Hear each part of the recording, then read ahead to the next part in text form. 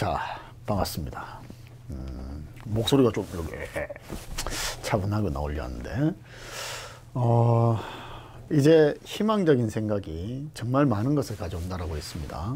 그래서 항상 희망적인 생각을 가지시고, 나는 무조건 된다 이런 생각을 가지시고, 그러나 무작위로 무작정해서 안 됩니다. 항상 전략을 짜고 접근하길 바랍니다. 되죠? 자, 오늘은 어떤 전략을 여러분들이 만날 수 있을까 한번 살짝 볼까요? 자, 누가 합격했을까 라는 것을 가지고 선생님이 오늘은 한번 여러분들을 만나려 합니다. 누가 합격했을까? 누가 합격했을까? 자, 선생님이 실제 학원에서 이렇게 상담하면서 성적을 좀 적어내라, 이런 식으로 해서 상담했던 것을 살짝 갖고 있는데요. 요 학생은 국어는 85점, 그 다음에 영어 60점, 그 다음에 한국사 85, 행정학 90, 사회 90, 한 요 정도 자기는 맞는다라고 했습니다.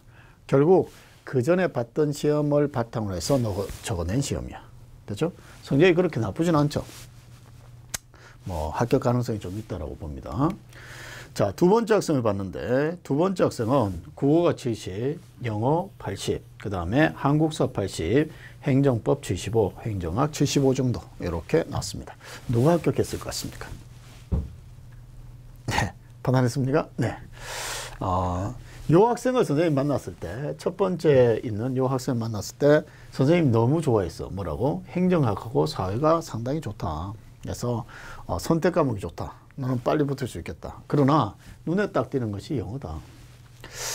영어는 저번에도 선생님이 말했지만 75라는 숫자를 여러분들이 기억할 겁니다. 75가 되지 않으면 의미가 없습니다.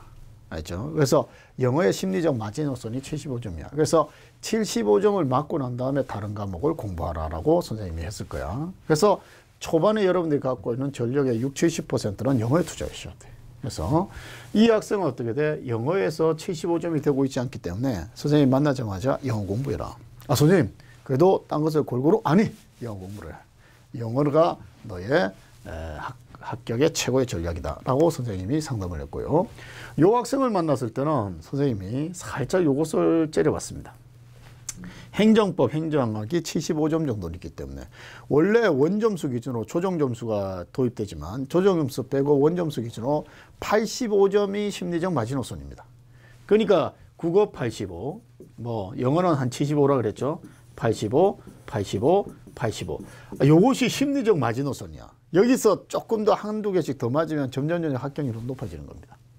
알죠? 그래서 이렇게 되는데, 여기에서 있지, 선생님이 만약에 이런 학생을 만나면, 야, 행정법보다는 사회 선택하는 게 어떨까? 많이 볼 수 있으니까. 그런데 선생님이 여기에 주목했습니다. 영어 80. 그래서 자기가 맞은 점수를 적어내기도 했지만 영어를 80점 정도 적는 사람은 영어에 자신 있는 사람입니다. 나는 영어 싫어하지 않아. 그래서 선생님이 딱 물었죠. 영어 싫어하니? 싫어하지 않는데. 됐어. 그러면 이 과목으로 그대로 가도 돼. 어디를 봐도 너는 붙을 수 있어 라고 했죠. 그리고 영어는 계속 가져가야 돼. 알았지? 만점을 맞죠. 만점을 맞으면 끝나는 거야. 그래서 선생님이 두 가지 전략을 제시했습니다. 자, 어떻게 됐을까? 누가 붙었을 것 같습니까? 네. 이 학생은 있지. 이 학생은 선생님이 영어를 진짜 열심히 하라고 했는데 국어 85, 한국사, 그 다음에 행정학, 사회 거의 우리가 말하는 심리적 마지노선을 넘었잖아. 그러니까 결국 어떻게 돼? 조금만 더 열심히 하면 다른 것이 영어를 상쇄할 수 있으리라고 생각합니다. 그래서 영어에 투자하는 전력을 약간 딴 과목에 분산시켜서 만점을 노리는 전략으로 갔다가 정확하게 떨어집니다. 이 학생은 있지, 영어를 계속 감을 유지하면서 실제 시험에서 심리적 마지노선을 넘어서 당당하게 행정직에 합격하게 됩니다. 자, 거의 있지, 전략을 세우고 선생님이 길을 제시했는데 실제 자기 생각으로 가버린 거죠. 혹시 여러분 성적에 요런 정도, 다른 과목은 거의 퍼펙트하게 합격선에 올라서 영어가 나는 약하다는 사람은 대단히 위험합니다. 빨간불이 들어온 겁니다. 영어는 75점. 어떤 시험을 봐도 75점을 심리적 마지노선으로 놓고 공부해 주셔야 됩니다. 되죠? 자, 그러면 선택 과목도 여러분들이 선택의 수월성에 의해서 선택할 수 있고요.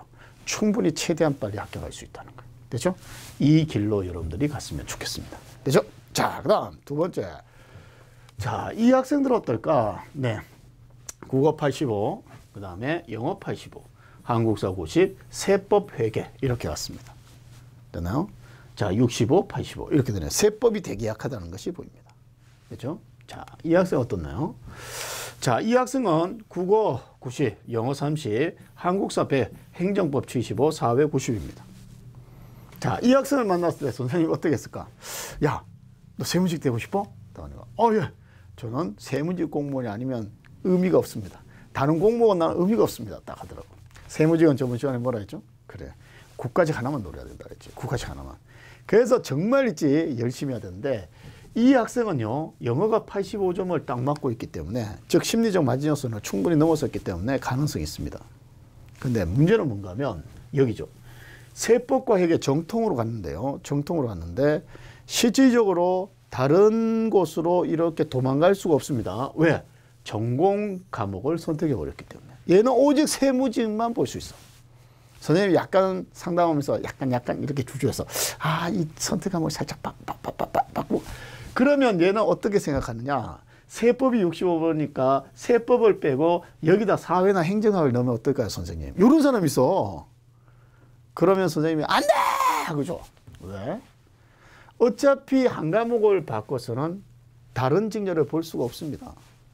왜? 회계가 여기를 자리를 잡고 있기 때문에 세무직 말고는 딴 데를 볼 수가 없다는 거야. 뭔 말인지 이해됩니까 이게? 그래서 선생님이 어떻게 돼? 야, 바꾸지 마. 세법 충분히 너는 극복 가능해. 왜? 영어가 안정적으로 나오고 있기 때문에. 그래서 그냥 너는 세무공무원이 너의 정말 천직이라 생각하고 그것만 되고 싶어 하잖아. 너는 이대로 가도 돼. 그 대신 실전 문제에 가면 세법은 계산해야 돼. 회계, 세법이 아니고 회계 막 계산해야 돼. 계산을 좀 빨리 하자. 그래서 실전 문제를 다른 학생들보다 한 2배 정도 더 풀었으면 좋겠다.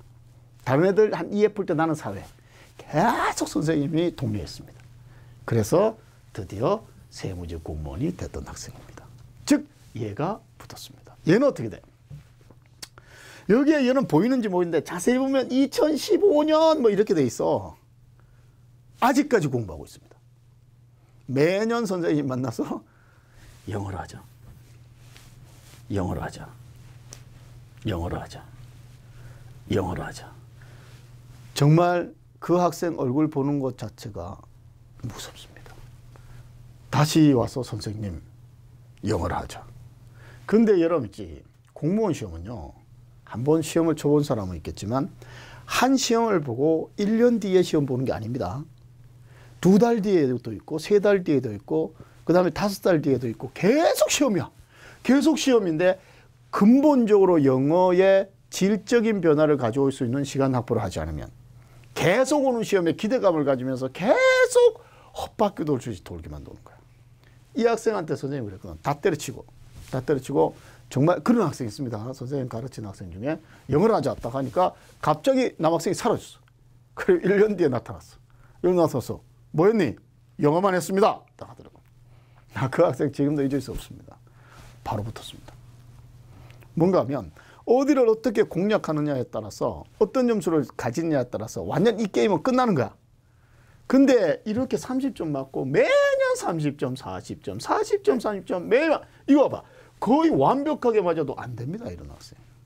이런 학생은 정말 공무원계에 남을 것인지 말 것인지 고민해야 됩니다. 15, 16, 17, 18, 19 너무 많지 않나요? 매몰병이 너무 많아. 이제 떠날 수도 없어. 그렇다고 있을 수도 없어. 고신앙인이 돼버린 거죠. 너무나 보면서 안타깝습니다. 알죠? 그래서 반드시 여러분들이 이런 것을 봤을 때 다른 과목에 욕심을 내지 마시고 이 사람은 다 때려치고 한 1년 정도 영어만 공부하는 것도 좋습니다. 영어 공부한다고 되는 게 아니고 진짜 제대로 공부해야죠. 좋은 선생님을 만나서 진짜 과외 선생님을 구할 수 있으면 제일 좋은데 이런 사람들 옆에 딱 앉혀놓고 공부하면 아마 질적인 변화가 있지 않을까라는 생각을 가집니다. 됐죠? 자, 다시 정리합니다. 심리적 마지노선이라는 게 있어. 모든 과목에. 영어는 75. 75가 되지 않으면 합격한다는 것을 생각하지 말자. 그죠? 다른 과목들은 85점 정도가 심리적 마지노선이다. 거기서 한 개, 두 개 조금 맞으면 맞을수록 가능성은 높아진다. 잊지 마! 알지? 자, 그래서 여러분도 이런 과목에 대한 궁금한 것이 있으면 다음 강경욱 딱 때리면 선생님 카페에 들어오죠. 거기에 글을 남겨도 선생님이 잘 답변해 주겠습니다. 여러분들이 이 정도 맞는데 어떨까요? 그러면 선생님 의외로 냉정합니다. 안 돼! 너 떨어져. 선생님이 예전에 정말 있지, 그 여학생이 왔어. 여학생이 왔는데 자기 성적을 딱 보여주더라고. 딱 보면서 어떨까요, 선생님? 딱 해서 사실 말이야, 너 안 될 것 같다. 딱 하니까 걔가 네? 딱 하더니 가더라고. 그리고 선생님한테 문자를 썼어. 때려치겠습니다. 안 하겠습니다. 그래서 선생님이 솔직히 있지, 상담을 가서 너 안 돼. 안 될 것 같아. 이거는 있지, 정말 하지 말라는 소리일까 아니면 더 열심히 하라는 소리일까? 나는 솔직히 뒤쪽이었거든.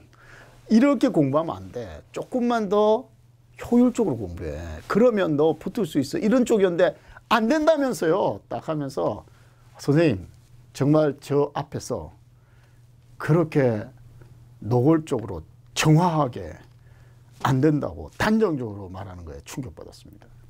잘 먹고 잘 사세요. 그래서 탁 하더라고요. 선생님이 그때 그 여학생의 얼굴을 아직도 잊을 수가 없습니다. 저주하고 있을 것 같아요, 선생님은. 근데 선생님이 한참 동안 가슴에 못이 박힌 것처럼 있다가 생각해 보니까 아마 그 여학생은 그만두고 싶지 않았을까. 마음속 어딘가에서 나는 안 될 것 같은 불안감이 있었어. 그만둬야 되는데 명분이 없었어, 명분이. 근데 갑자기 미소가 안 돼! 나이스! 이 더러운 자식, 네가 안 된다고 했지. 딱 하면서 핑계를 싸면서 떠나지 않았을까. 그래서 요즘 학생이 찾아오면요, 선생님 그럽니다. 열심히 하면 돼. 물론 막 가슴에서는 안 돼! 하고 있지만, 열심히 하면 될 거야. 긍정적으로 말을 해 드리는데, 여러분들은 문자로 남기면 선생님이 좀 더 냉정하게 학습 계획을 세워서 드리겠습니다. 이 선생님의 말을 그냥 찬스다라고 해서 떠나는 명분으로 삼지 마시고 최대한 빨리 공무원이 되는 길로 여러분들이 선택하시기 바랍니다. 알지? 그렇게 해주시면 되겠고요. 자, 늦은 밤에 선생님이 짧게 얘기했는데 이걸로 끝이 아닌 거 알지? 라이브는 계속되어야 한다. 그죠? 곧 기출문제, 또 음선. 선생님이 정말 생각해서 솔직히 기출문제 안 봐도 돼. 딱 선생님 거만 지금 푸는 것만 정확하게 자기 걸로 만들면 공무원 수문제 국어는 문제 없습니다. 만족하면 좋아요. 그지? 댓글 좀 달아, 댓글. 댓글도 또 짜면 선생님도 가끔씩 악플 사양입니다. 악플. 그 댓글 좀 달고. 그리고 긍정적인 생각으로 어디를 정확하게 공략하는지를 가지고 선생님과 함께 2020년 공무원의 길로 갑시다. 준비되죠? 안녕!